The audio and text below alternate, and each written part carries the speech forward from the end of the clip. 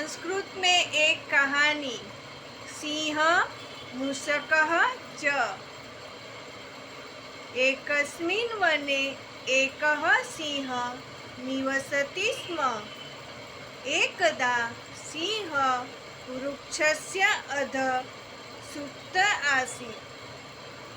तत्र एकः मूषकः आगच्छति।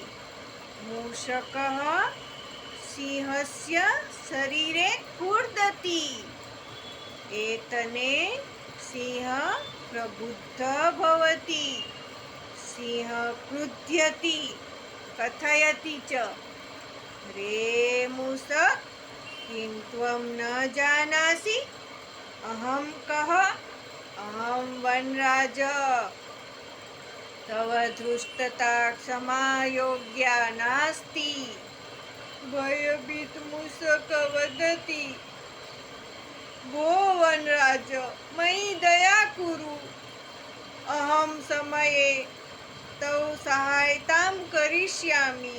इदानीं मां मुच। सिंहः तं मूषकं मुच्यति। एकदा सिंहः व्याघ्रस्य जाले बद्धः भवति। सः बहु प्रयासं करोति, वारं प्रयासं करोति, किन्तु जालात् मुक्तं न भवति। सः उच्चैः गर्जति। तदैव मूषकः आगच्छति। मूषकः वदति, भो वनराज, चिन्ता मां कुरु। अहं जालं कर्तिष्यामि, त्वां च मोचिष्यामि। सः स्वदन्ते जालं कृन्तति। सिंहः च मुच्यति।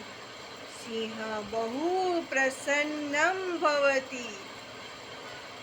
सिंहः वदति, क्षुद्रं जन्तु अपि महान्तम् उपकारं कर्तुं शक्नोति इति अतः अहम् अवगच्छामि।